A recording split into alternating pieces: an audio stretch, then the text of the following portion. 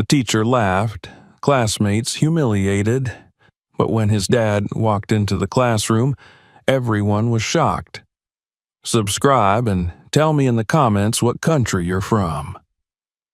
Jaden Carter stood outside the front gates of Willowbrook Academy, his fingers tightening around the straps of his plain navy blue backpack. The school loomed before him like a fortress of glass and red brick, its arched windows gleaming in the morning sun, banners fluttering with the school crest, a golden hawk in flight, circled by Latin words he didn't understand. Around him, the street buzzed with activity. Sleek black cars and polished SUVs pulled into the drop-off zone, releasing children in pressed uniforms and patent leather shoes. Their hair was tidy, their coats monogrammed, and their parents wore expressions of certainty, as if nothing bad had ever happened to them, and nothing ever would. Jaden shifted his weight from one foot to the other, watching as a blond boy with a perfect part in his hair stepped out of a Tesla and high-fived his father. A girl with designer glasses hugged her mother tightly, her pearl-studded headband glinting in the light. Jaden's ride, a dusty gray sedan with a cracked rearview mirror, had disappeared around the corner the moment he closed the door behind him. His father didn't linger, not because he didn't care, he just didn't believe in long goodbyes, especially not in public. He took a deep breath and stepped through the gates, his heart thudding in his chest. Inside the main hallway, the floors gleamed under fluorescent lights, and the air carried a crisp sterility, like new textbooks and lemon-scented polish. Lockers lined the corridor in perfect rows, each one spotless, each one bearing the etched names of students with last names that appeared in real estate ads or on bronze plaques in city libraries. Jaden found his locker, number 318, squeezed between two taller boys who barely acknowledged his presence. As he fumbled with the combination, he caught the tail end of a conversation between them. "Dad said we're flying to Vail for Christmas." "Nice. Mine booked Paris again. He said Aspen's too common now." Jaden didn't say anything. He didn't have stories like that to contribute. His father didn't fly to Vail or Paris. He left at 5 in the morning and came home late, always quiet, always composed, with lines of fatigue etched into his face like secrets he would never share. At homeroom, Jaden took his usual seat in the third row by the window. The room slowly filled with the hum of conversation and the occasional burst of laughter. That's when Miss Silver walked in. Tall, blonde, and impeccably dressed in a soft gray pantsuit, Miss Silver commanded the room with an elegance that was both impressive and unnerving. Her heels clicked purposefully against the linoleum, and her perfume, a sharp, floral scent, announced her presence a full 3 seconds before she entered. She was the kind of teacher who never raised her voice because she didn't have to. Her authority came from the tightness of her smile and the precision of her words. "Good morning, class," she said, placing a neat leather folder on her desk. "Good morning, Miss Silver," came the chorus of voices, bright and eager. Jaden said it too, a half-second behind the others. Miss Silver's eyes flicked to him briefly, then moved on. The day unfolded in its usual rhythm. Math with Mr. Dennis, who always forgot Jaden's name. Science with Miss Joe, who didn't forget it but rarely called on him. And art with Miss Kerrigan, who seemed to believe he had a habit of drawing too dramatically.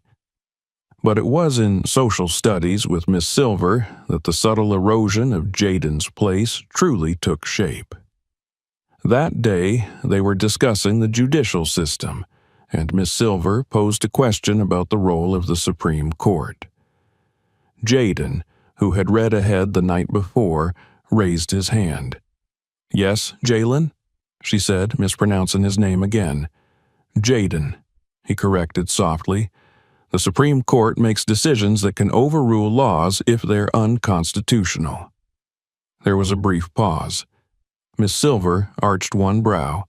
"Yes, that's correct," she said, the words slipping out reluctantly. She turned her gaze to another student. "Emily, can you elaborate on that?" Emily, seated in the first row, repeated nearly the same explanation, adding little. Miss Silver smiled warmly and said, "Very good, Emily. That's exactly right." Jaden felt the heat rise in his cheeks, not from embarrassment but from the silent weight of being invisible even when he was heard. This wasn't the first time, and he doubted it would be the last. Later, during art, he sketched a scene of a small figure standing in a courtroom while towering, faceless judges loomed above. Miss Kerrigan passed behind him, paused, and said, "Jaden, maybe try something a bit more cheerful next time, yes?" He nodded, even though he hadn't drawn the piece for her approval. That afternoon, as he packed his things, Miss Silver handed out the next class assignment. "I'd like each of you to prepare a short presentation on the profession of one of your parents," she said. "Keep it under 3 minutes. Visual aids encouraged. You'll be presenting next Monday." The room erupted with chatter. Tyler leaned over to Sophia and said, "My dad can bring in drone footage from his construction project." Sophia flipped her hair. "My mom just met with the governor. I'll ask her for a photo." Jaden remained silent, his fingers tightening around his pencil. He felt a knot form in his stomach, a mixture of dread and confusion. He had no pictures of his dad at work, no interviews, no company logos or project videos. He wasn't even sure what building his father worked in. That evening at home, Jaden sat at the kitchen table while his father reheated leftover chicken and rice. The silence was comfortable, familiar. But Jaden's thoughts were loud. "Dad," he said at last, "we got this assignment at school. I'm supposed to talk about your job." Jonathan Carter turned from the stove, his expression neutral. "Oh?" "I have to tell the class what you do." Jonathan set the plate in front of him and sat down. He was wearing a plain black t-shirt and slacks, no tie, no suit. But his posture was always straight, his eyes always alert. "What would you like to say?" Jaden hesitated. I don't know. You never really told me, not all of it." His father studied him for a moment, then nodded. "I work in government. Security. Like, are you in the Army?" "No," he said with a small smile. "I'm an intelligence officer." Jaden's eyes widened. "Like the CIA?" Jonathan's smile faded slightly. "Yes, but you can't tell anyone details, not even your teacher." Jaden nodded solemnly. "Can I say you work there, though? Just that. Nothing else." Jonathan considered this, then nodded. "Yes, but only if you want to, and only if you're ready to deal with people not believing you." "Why wouldn't they believe me?" Jonathan's gaze grew distant, hard to read. Some truths sound too big to be real, especially when they come from people others choose not to listen to. Jaden didn't fully understand, but he felt the weight behind the words. He nodded again, slower this time. Over the weekend, he prepared his presentation. He drew a simple diagram of the CIA headquarters, wrote out what he knew about national security, and rehearsed what he'd say. He told himself that if he just said it right, if he was respectful and clear, maybe they'd listen. Maybe Miss Silver would finally look at him the way she looked at Emily, or Tyler, or Sophia. But something inside him already knew better. Monday arrived with the weight of expectation pressing heavily on Jaden's shoulders. The halls of Willowbrook Academy buzzed with the low murmur of excitement.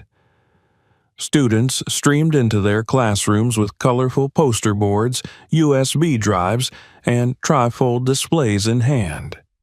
Some carried props, model airplanes, miniature buildings, or framed photographs of their parents with celebrities or senators. Jaden clutched his carefully folded diagram, tucked inside a simple folder, and slid into his seat near the window. His stomach churned, not from breakfast, he'd barely touched it, but from the uneasy anticipation that had shadowed him all weekend. Miss Silver entered the classroom precisely at 8:15, her heels echoing against the floor like a metronome. Her tailored cream blouse and fitted navy skirt matched her clipped, precise movements. She smiled at the class with the cool assurance of someone who expected to be listened to and obeyed. "Good morning, everyone," she said, placing a thin stack of papers on her desk. "Today we begin our Parents in Society presentations. I trust you've all come prepared." A few students nodded eagerly. Others straightened their projects with practiced flair.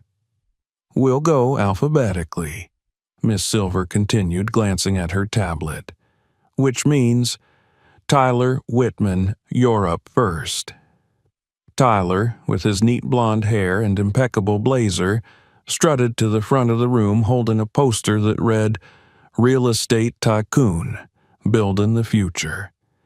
He spoke confidently, pointing to aerial photographs of luxury apartment complexes his father had helped develop across the city. He ended with a slide showing his family at a ribbon-cutting ceremony alongside the mayor. The class clapped enthusiastically. Miss Silver beamed. "Excellent work, Tyler. Well organized and informative." Next came Sophia Green, who spoke about her mother's work in political communications. She played a video clip of her mother on the local news, followed by a short anecdote about visiting Capitol Hill. Her presentation was met with similar praise, and Miss Silver jotted a note on her tablet with visible satisfaction. One by one, students paraded to the front, each story framed by wealth, influence, or public recognition. And then Miss Silver's eyes flicked back to her screen. Jaden Carter. The room seemed to still. Jaden stood, the folder in his hand suddenly heavy. He made his way to the front, aware of every step, every glance, every breath. When he turned to face the class, he saw their expressions, some neutral, some curious, a few already amused. "My name is Jaden Carter," he began, trying to keep his voice steady, "and I'm going to tell you about my dad." He opened his folder and held up the diagram he'd drawn, a simple rendering of the CIA headquarters in Langley, labeled neatly in pencil. "My dad works for the Central Intelligence Agency. He's an intelligence officer. He helps keep people safe by gathering information and preventing threats to national security." A beat of silence followed. Then, from the back of the room, someone snorted. "The CIA?" Tyler said, not bothering to lower his voice. "Sure he does." Laughter rippled through the class. Sophia whispered something to the girl next to her, who giggled behind her hand. Jaden flushed but held his ground. "He doesn't talk about his job much," he added quickly, "but he told me I could say that much, that he works in intelligence." Miss Silver, standing near the whiteboard, tilted her head in that way she did when addressing someone she'd already written off. "Jaden," she said slowly, with a smile that didn't reach her eyes. "We asked for presentations on real jobs, not stories." Jaden blinked. "It is real." "I'm sure your father is a very hard-working man," she said, her voice dripping with condescension. "But we must be careful not to misrepresent facts, especially when discussing institutions like the CIA. Do you know what misleading means?" Jaden's heart pounded. "I'm not misleading anyone. He really works there." Tyler leaned over his desk. "Yeah, probably cleaning the floors at the CIA. That counts, right?" More laughter, the kind that stings. Miss Silver didn't stop them. Instead, she gave a theatrical sigh. "All right, Jaden, That's enough for now.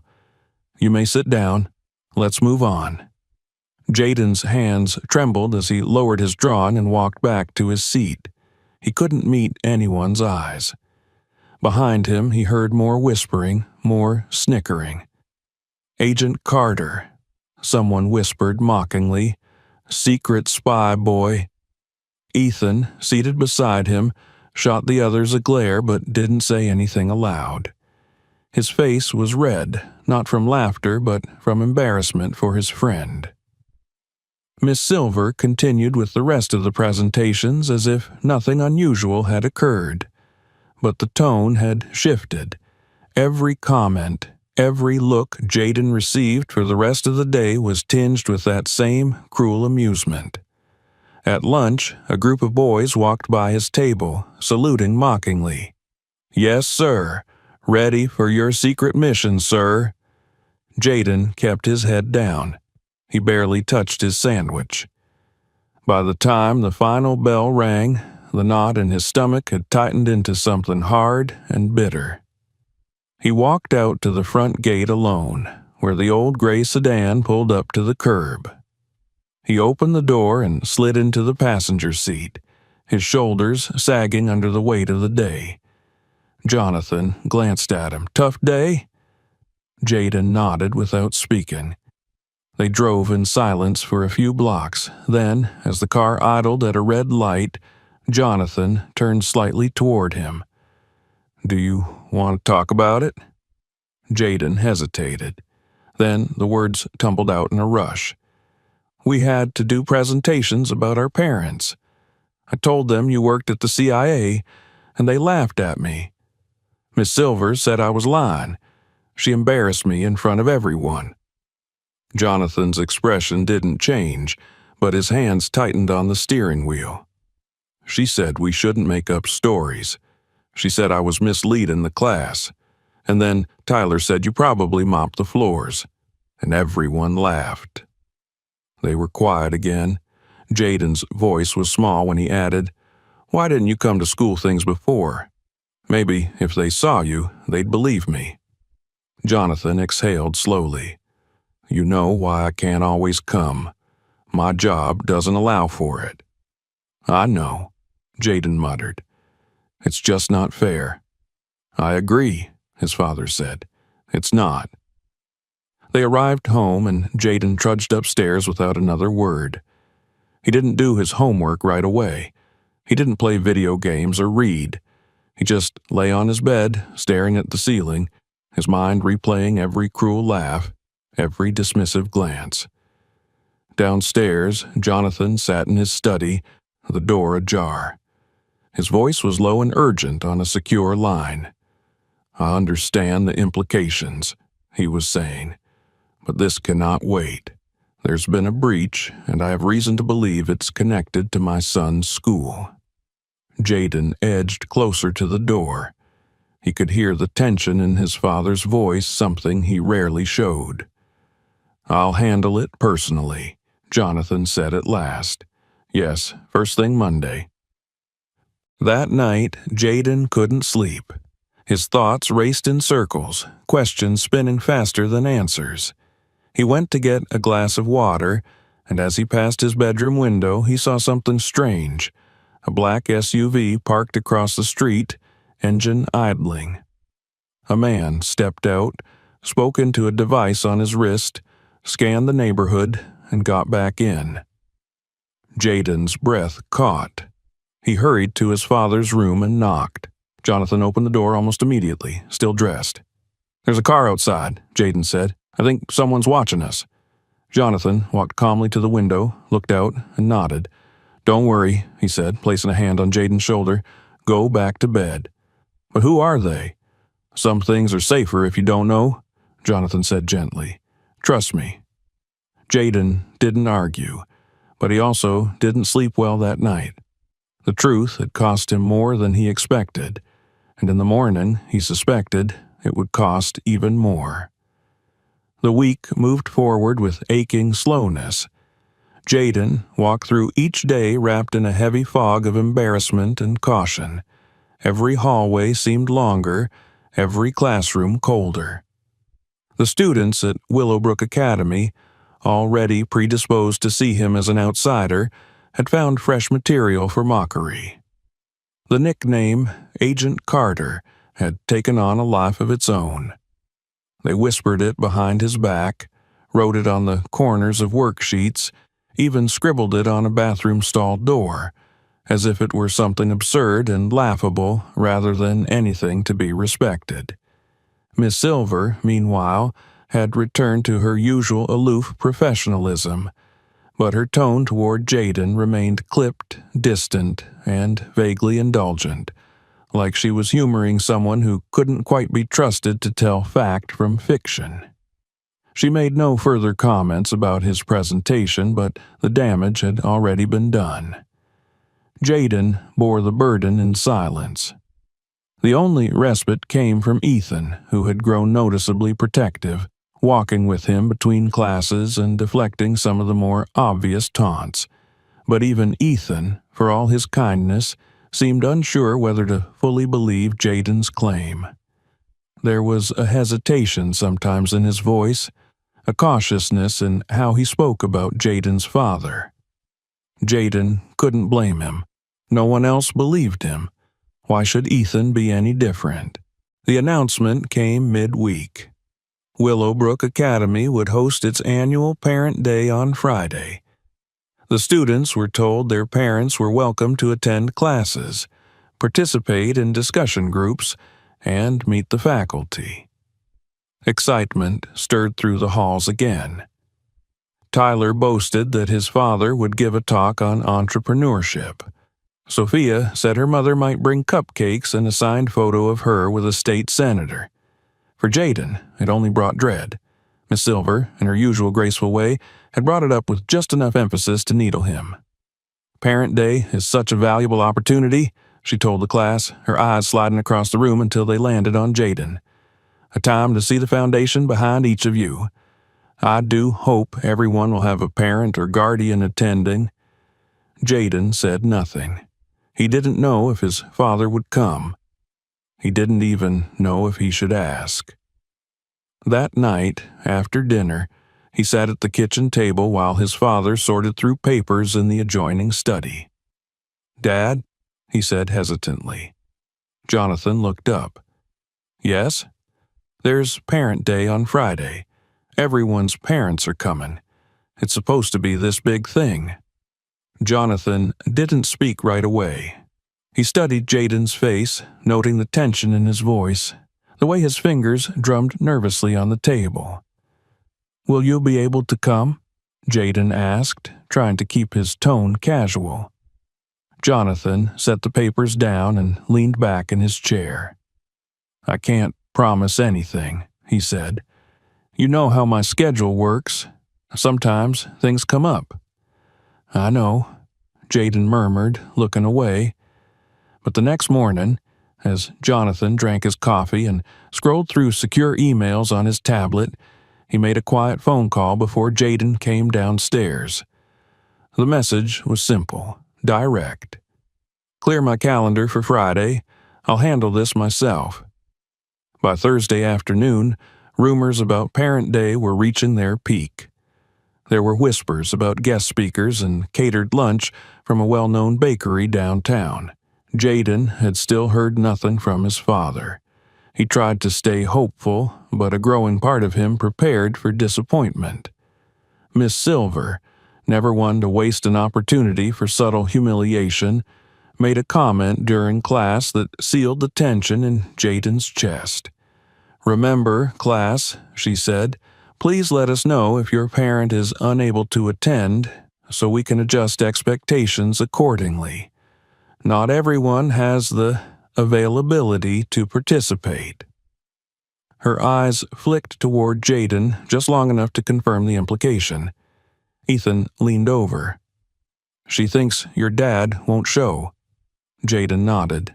"He will." "Are you sure?" "I'm sure," he said, though his heart wasn't. Not completely.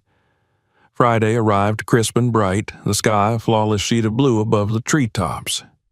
Jaden dressed carefully, straightening the collar of his uniform twice before deciding it still didn't look quite right. He checked the mirror again, then grabbed his backpack and headed out the door, saying goodbye to his father, who was already dressed and sipping coffee at the kitchen counter. "You're still coming?" Jaden asked, trying to sound casual. Jonathan met his eyes. "I said I would." Jaden nodded and walked out to meet Mrs. Delaney, their elderly neighbor who often drove him when his father left early. As they pulled into the school's circular driveway, Jaden saw luxury cars lined up like a dealership showcase. The scent of fresh flowers and catered breakfast wafted through the open doors. Inside, the school buzzed with adults, fathers in tailored suits, mothers in designer blouses, each greeted by smiling staff.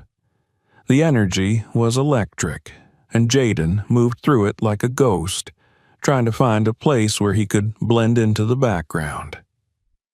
Miss Silver stood in the center of the main hallway like a hostess at a gala. She wore a pearl-colored dress and matching heels, her hair styled in an elegant twist.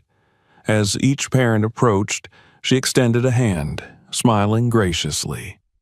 When Jaden passed by, she gave him a nod, so slight it could have been mistaken for a blink. In the classroom, students and parents gathered in clusters. Sophia's mother had brought in pastries. Tyler's father was already discussing real estate trends with a pair of intrigued fathers. Jaden sat at his desk, his hands in his lap, his eyes flicking toward the clock every few seconds. Minutes passed, then 10, then 15. No sign of his father. Miss Silver clapped her hands gently. "All right, everyone, we'll begin our class discussion shortly. Thank you all for being here." Jaden felt a sinking feeling in his stomach. He was about to lower his gaze when the classroom door opened. A tall man stepped inside. He wore a sharply pressed dark suit, his tie a muted navy, his shoes polished to a quiet shine. His posture was erect, his expression calm but commanding. A leather portfolio hung at his side, and clipped to his jacket was a badge that shimmered faintly with the seal of the United States. Jaden recognized him instantly. "Sorry I'm late," Jonathan Carter said, addressing the room with quiet authority. "Had to reroute. Security protocols." The room went still. Miss Silver blinked, visibly startled. Her smile faltered for the first time that morning. Jaden stood slowly, a flush of astonishment and something like pride spreading across his chest. Miss Silver approached with a hesitant step. "Mr. Carter, welcome. We weren't expecting you." Jonathan extended his hand. "Jonathan Carter, Jaden's father." "Yes, of course." She shook his hand, her grip noticeably weaker than usual. "I've heard a great deal about your class," Jonathan continued smoothly, "and I understand Jaden recently gave a presentation about my profession." "Yes, well," Miss Silver's composure wavered. "It was quite imaginative." Jonathan's smile tightened. "I assure you, there was no imagination involved." He turned slightly, raising his hand to reveal the identification clipped to his lapel. It bore the unmistakable emblem of the CIA. Gasps rippled through the room. A few parents leaned in for a closer look. Tyler's father coughed into his hand. Sophia's mother looked vaguely faint. Miss Silver's mouth opened, then closed. "You're with the Central Intelligence Agency?" "Yes," Jonathan said. "I work in operations and strategic intelligence." The silence that followed was complete. Jaden didn't move. He watched it unfold like a scene in a movie, his father standing in the center of the room with an air of quiet control, while the people who had mocked and dismissed him now scrambled to reframe everything they thought they knew. "I'm also here," Jonathan added, "because our office flagged a potential breach of digital security originating from a private education network in this district. We've traced unauthorized data access attempts to several locations, including this one. As a precaution, I've been asked to personally verify the situation." Miss Silver paled. See, that's quite serious." "It is," Jonathan agreed, "but I'll speak with your administration separately. For now, I'd just like to observe." He stepped over to the desk beside Jaden's and placed a hand on his son's shoulder. "You ready, Agent Carter?" he whispered. Jaden smiled, the knot in his chest finally beginning to loosen. For the rest of the session, the room was hushed. Every word Jonathan spoke, every glance he offered, was met with deference. Miss Silver no longer questioned anything he or his son said. The other students looked at Jaden differently now, not as a joke, but as something else entirely. Something they hadn't understood before. By the time the session ended, the shift was complete. The name Carter no longer prompted laughter. It commanded silence and respect. By Monday morning, the echo of Friday's events still clung to the walls of Willowbrook Academy like the scent of perfume that lingers long after its wearer has left the room. The Carter name was no longer whispered in jest, but spoken in hushed tones of stunned fascination. Jaden stepped through the main doors with a presence he hadn't felt before, a strange, unfamiliar awareness that people were no longer pretending he didn't exist. The gazes of students followed him as he passed, no longer mocking but wide-eyed, respectful, uncertain. He walked the halls in the same uniform he had worn the previous week, the same scuffed shoes and simple backpack slung over one shoulder. Nothing about his appearance had changed, and yet everything around him had. Doors opened differently now, metaphorically and otherwise. Even the secretary at the front desk had greeted him by name that morning, her voice unusually warm. It wasn't deference, not quite, but it was the beginning of something that had long been denied to him: acknowledgement. The change extended to his teachers as well. Miss Silver, who had once regarded Jaden with barely concealed disdain, now addressed him with a careful neutrality that bordered on politeness. Her voice no longer dripped with subtle sarcasm when she said his name. There was even a faint stiffness to her tone now, as if every word she spoke to him had first been weighed and measured. That day's lesson in her class was on credibility in public institutions. An ironic topic, Jaden thought, given what had transpired. Miss Silver had barely begun the discussion when the classroom door opened and the school's principal stepped inside. He was accompanied by a stern-looking man in a dark suit who carried a slim leather folder and wore an earpiece that seemed to hum with invisible voices. "Pardon the interruption," Principal Wexler said, his tone unusually brisk. "Mr. Carter, could we borrow a moment of your time?" Jaden looked around, startled. Miss Silver blinked rapidly. "Yes," Jaden said, rising slowly from his chair. The entire class watched in silence as he left the room, the suited man gently steering him toward the administrative wing. Down the corridor, past the awards case and the library, Jaden was led into the conference room where his father sat at the head of the table, flanked by two unfamiliar men and a tablet glowing softly in front of him. Jonathan Carter looked up, his expression unreadable but calm. "Take a seat, son," he said. Jaden obeyed, glancing nervously at the others in the room. "We're closing our investigation into the attempted breach of the school's network," one of the suited men began. "Nothing major was accessed, but there's evidence the effort was part of a larger operation targeting families of government personnel." Jaden's mouth went dry. "They were trying to get to you?" he asked, looking at his father. "Not just me," Jonathan said quietly. "Other families, too. This school was chosen because of the people it serves." "They were using the students to reach their parents," one of the agents added, The children of senators, judges, federal agents. It was subtle, layered into the school's digital infrastructure, but it's being dismantled now. Jaden sat back slowly, stunned.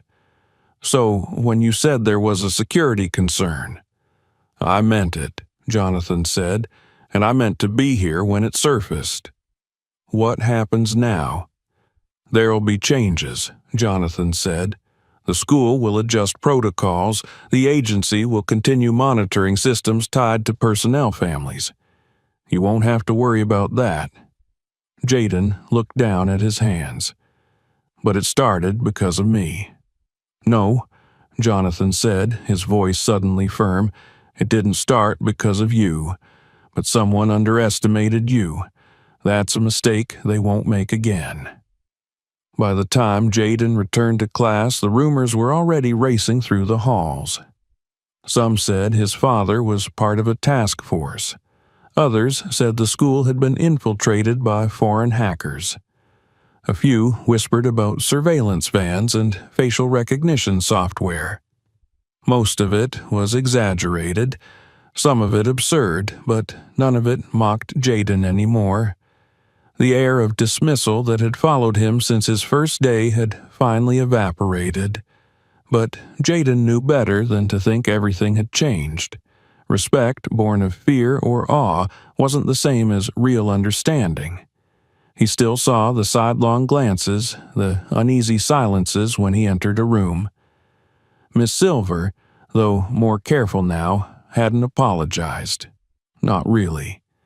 She had made no public acknowledgement of how she'd treated him, and perhaps she never would. The formal apology came from someone else. At the end of the week, Principal Wexler called Jaden and his father to a private meeting. He stood awkwardly in his office, hands folded in front of him as Miss Silver entered behind him. She looked pale, her composure intact but clearly strained. She met Jaden's gaze for the first time without the familiar veil of superiority. "Jaden," she said, her voice flat but controlled, "I owe you an apology. I misjudged you. I dismissed your words and your presentation unfairly. I allowed my assumptions to guide my actions. That was wrong."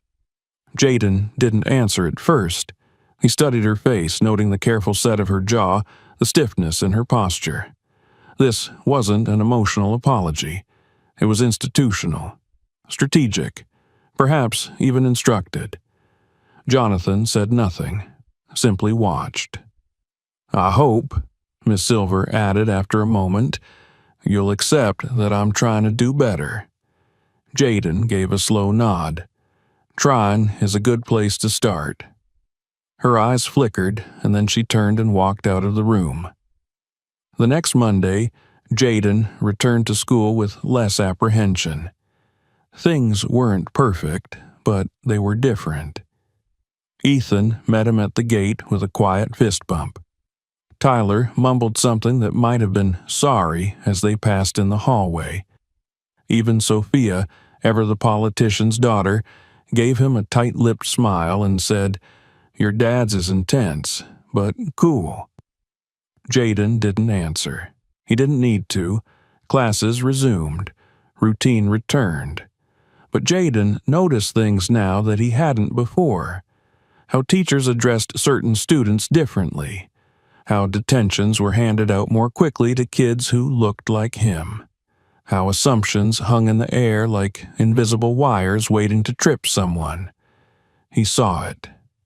And he remembered.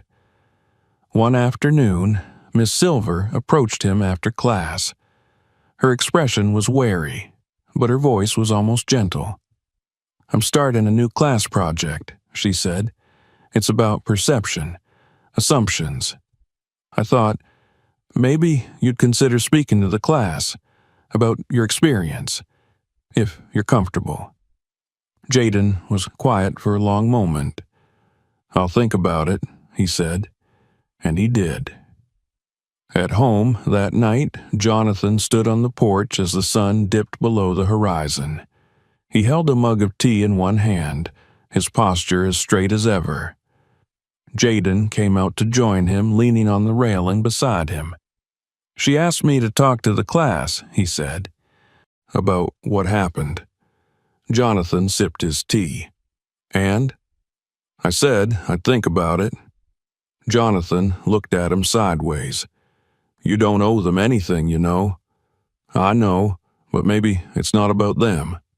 Jonathan gave a small smile. "Maybe not." They stood in silence for a while, watching as the sky turned orange, then pink, then gray. A black SUV rolled slowly past the street, its windows tinted, its movements careful. Jaden didn't flinch. He just watched it go. "They're still there," he said. "For now," Jonathan replied. "They won't be forever." "I kinda don't mind," Jaden said after a moment. "It's weird, but it makes me feel like we're not invisible anymore." "You never were," Jonathan said. "They just didn't want to see you." Jaden turned that over in his mind. It felt true. The next day, he told Miss Silver he would speak to the class. He stood in front of the room the same way he had a week ago, but this time the silence was different. Not mocking, not doubtful. Just waiting. "I told the truth," he said simply, "but no one believed me. Not because it wasn't true, but because of who I am, what I look like, where I come from." No one interrupted. "And maybe you think it doesn't matter now, that it all worked out, but it does matter, because people shouldn't have to prove they're telling the truth just because they don't fit into your idea of what's possible." He paused. "Believe people, especially when it's hard." When he sat down, the room remained quiet for a beat. Then someone clapped, then another, then the whole room. Miss Silver didn't smile, but she nodded. Jaden felt something shift inside him, something that wasn't pride or relief, but something stronger. Later that night, his father was waiting in the car as usual.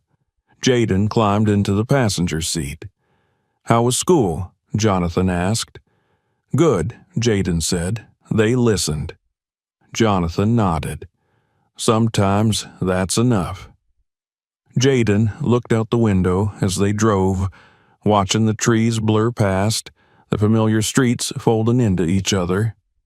The SUV still trailed at a discreet distance, but he no longer noticed it with fear. It was just another part of his world now, one that, for the first time, made sense. He turned to his father. "I've been thinking," he said.